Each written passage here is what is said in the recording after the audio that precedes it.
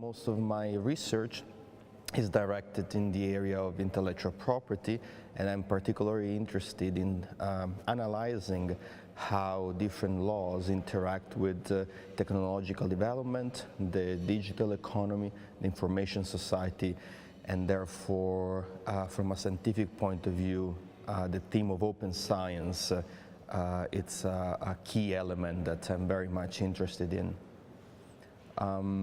So this conference, for these reasons, is a great venue that has been very well organized. I was very impressed with the talks with the participants. The 4 projects, well, probably should have mentioned it as one of my affiliations, but of the, I think, 4 projects that are co-organizing this conference, I am involved in, but almost in all of them, but with a very dedicated task, let's say, mainly in 2, open-minded and OpenAIRE. And within these 2 projects, I coordinate or co-coordinate the legal working groups. So our activities in this area, it's directed mostly to favor legal interoperability. So one of the main problems that we have witnessed is that the current legal framework, we focus on the European level, so especially in Europe, but is a type of analysis that could be expanded worldwide, is probably not, almost certainly not the best legal framework that we could have in order to make open science a reality. So at this point, we have to work on 2 levels. One level is to make this legal framework better. And especially in Europe right now, this is a very important time because we are in the middle of a major copyright reform. Different directives will be affected. The main one is the proposal that the Commission made some months ago about a new copyright directive in the digital single market. This directive contains a number of measures, of proposals for modifications, and we're not sure that all of them are in the right direction. In particular, I think that 3 of them are really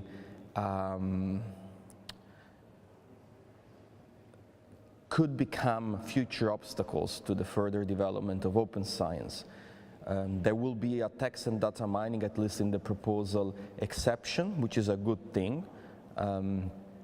This exception will be made mandatory, so from a legal European point of view, this is also a very good thing because one of the legislative techniques that the European legislator followed back in the days was to create a closed list of exceptions and limitations without making them mandatory for member states.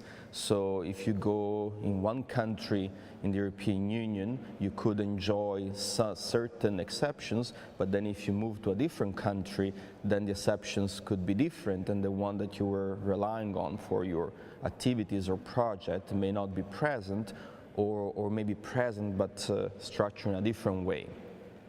Obviously, this is very bad if the goal is to have one European Union where we can freely move and collaborate without really having strong national borders. So the fact that the proposal makes the exception mandatory, it's a good thing. Unfortunately, the exception is not as open as we would have liked to see. And in particular, it is limited as per the type of beneficiaries that can enjoy, let's say, this exception, and as per the type of activity.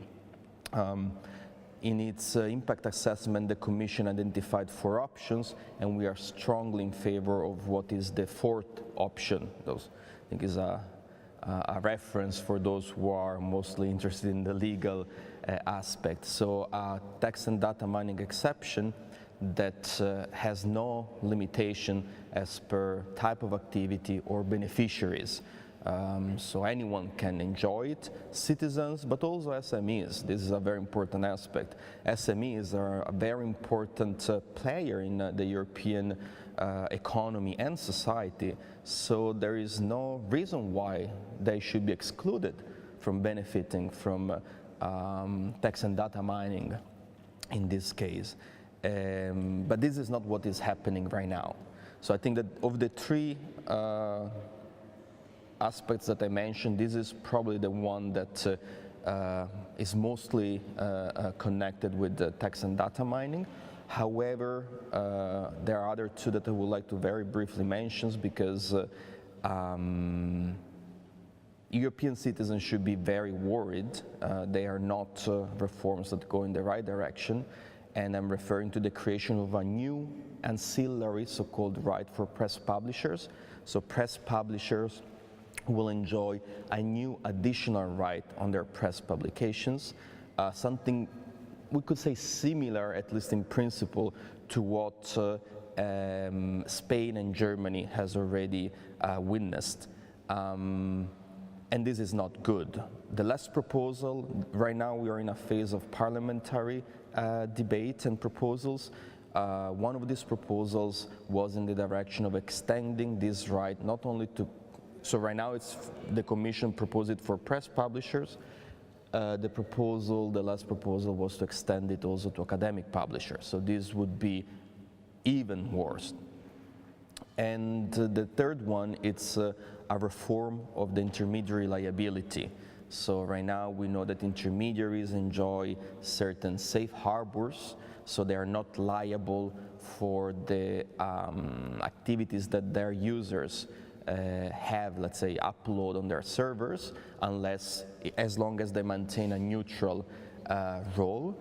So the proposal again is to modify this liability exemption, and this is another aspect that for technology and technological development will be bad. I think that as a consequence, we could say, of this legal framework that we have briefly described, and our attempts to try to influence the public debate towards a framework that will be an enabler of open science rather than an obstacle as it is right now, what we can do today, right now, is to take advantage of the rights that we are given and use them in the right way by, for example, applying licenses that comply with the open access definition, such as for content, Creative Commons attribution, Creative Commons attribution share alike, or in the case of software, GPL, just to make examples. However, this is not an ideal solution. It's not an ideal solution because of a number of reasons, but the one that I would like to point out, because it's something that it has become a major element of our activity within Open-Minded and the other projects, which is license compatibility, is precisely the fact that often too many licenses are employed, and these licenses, not always, I would say actually quite seldom, are compatible.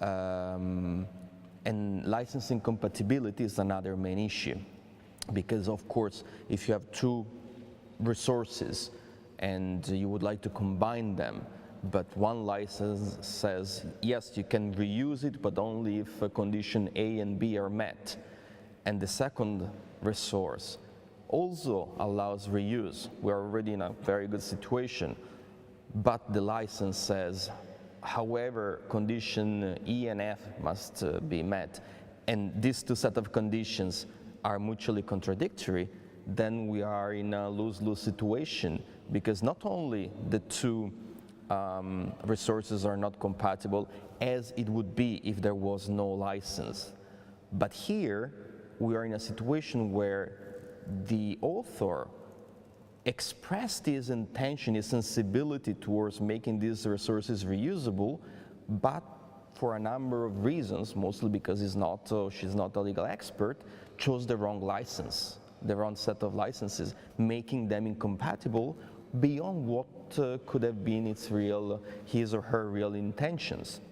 So what we're an area where we're investing a lot of time and resources is in developing tools that will explain authors, researchers, repositories how to best choose how to choose the best licenses and what procedures and protocol put in place to allow users, researchers, to understand what license it's the best choice for them.